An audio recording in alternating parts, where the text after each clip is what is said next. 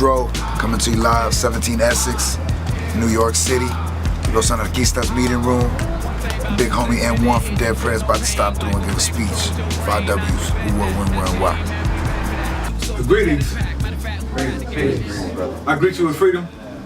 My name is M-1, Mutulu Olubala. I'm one half of the Tell It Like It Is, Everything Is Political, Fuck the Police, rap duo Dead Prez, an international sound system, all power to the people, AP2P. Nice to meet you. Right now, I'm here at Symbol, the meeting hall, representing DTS, Death to the Snakes, doing the 5 W's. Who, what, when, where, and why. Who? Mutulu Shakur. I just got a call tonight from Dr. Mutulu Shakur. For all of those who are not familiar with Dr. Mutulu Shakur and his work, he is who is most popularly known as the father of Tupac Shakur. Actually, he raised Tupac Shakur with Afeni Shakur under the line, under the politics, under the understanding of the Black Panther Party.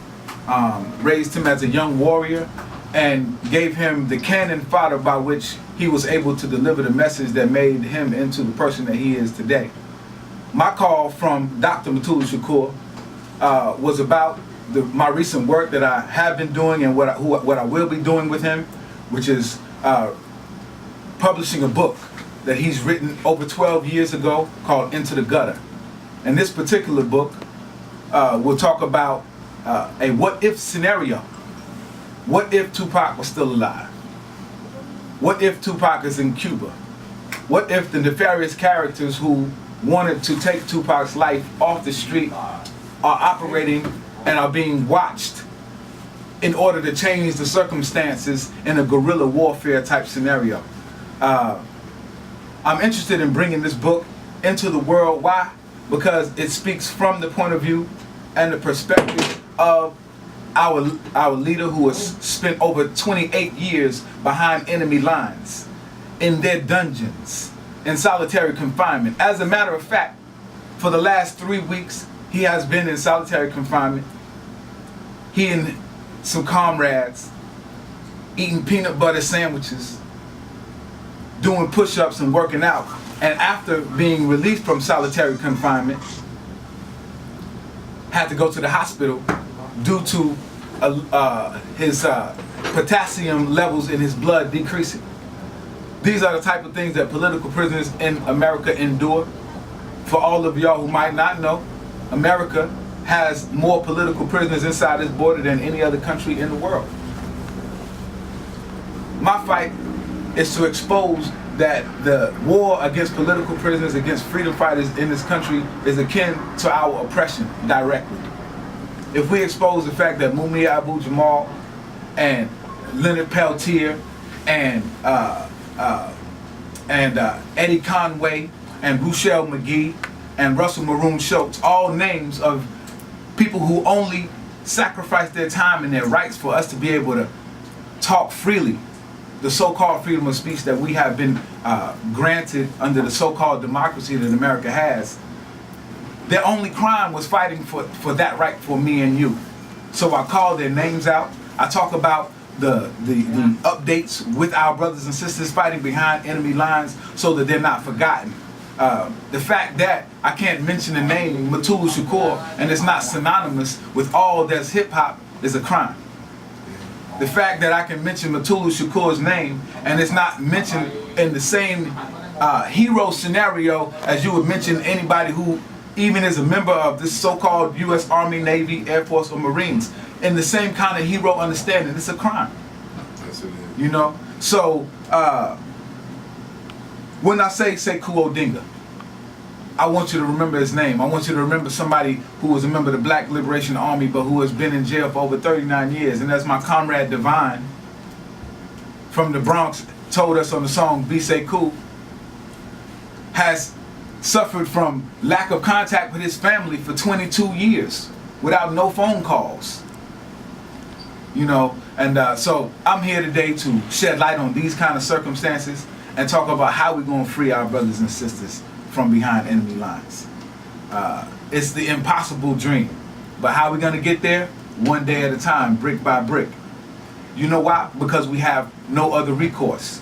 We have no other recourse when we look at education and schools being shut down for middle schoolers and elementary schools all around the country at an epidemic rate, but the number of prisons being built is the number one economy. The prison economy is becoming the number one economy in America. So if you put that equation together, you tell me what the answer is. What if it's not schools but jails, then tell me how this U.S. government plans to control our population.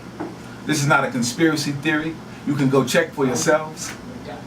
This is in the NASDAQ. It's as plain as the nose on your face. If you plan to look at your future and dictate for yourself with your own brain about which way forward, then you can look at these facts and reason for yourself what we have left to do. And that's move now, that's act now, that's think freely. Be freedom thinkers. Because if we don't take the time to do it, believe me, your children are going to be raised as slaves. They are raised, indoctrinated by, Adventure Time and SpongeBob and Johnny Bravo. Believe me, I have children. And I refuse to let my oppressor, this oppressor who feeds us awful foods, who dictates us bad information, who misleads our people, to take the time to educate our children. I want to be free in my lifetime. These brothers and sisters offered us an opportunity to be free in our lifetime. Let's make good on that promise. Let's imagine a future that's been unimagined up until now. Let's be creative enough to dare to struggle and dare to win. Because damn it, if you don't struggle about it, if you don't get in the fight, if you don't join the day, if you have so much apathy inside yourself that you are paralyzed and you can't move, then you don't deserve the victory on the other side. And believe me, it's sweet. Believe me, the victory is sweet. I know if we serve through the misery of living off $1 a day in our communities, our third world communities inside America, if we can suffer through crack addiction and the type of addictions that are heaped inside of our community based on the misery that we have, if we can suffer through this life, then damn it, we deserve to see the better, the sweet side of things. We deserve to see a time when there isn't so much misery, a time when our families are together, a time when our communities are based on unity, not based on no kind of Oprah Winfrey type, but based on the fact that we want what's good for each other, that we know our village has to raise our children, and we know education matters, really matters, and not just the indoctrination. Not just the indoctrination, but how to enjoy life. Natural law. Let's talk about natural law and how that matters with us. Yeah. So as I don't digress, I just want to say, fight now. Do it now. Go all out. Or be a slave. But I ain't going with you. I refuse to be led like a lamb to the slaughter. And I hope you are lions, not lambs. So all power to the people. All power to the people. And that ain't no throwback shit. And that ain't no throwback shit. Right. All right? All power to the people. All power to the people. Rather attack and not react. Back to beats, it don't reflect on how many records get sold on sex, drugs, and rock and roll. Whether your project's put on hold in the real world. These just people with ideas. They just like me and you when the smoke and cameras disappear again. The real world is bigger than all these fake ass records. Wait, po folks got the millions and my woman's disrespected. If you check 1, 2, my word of advice to you is just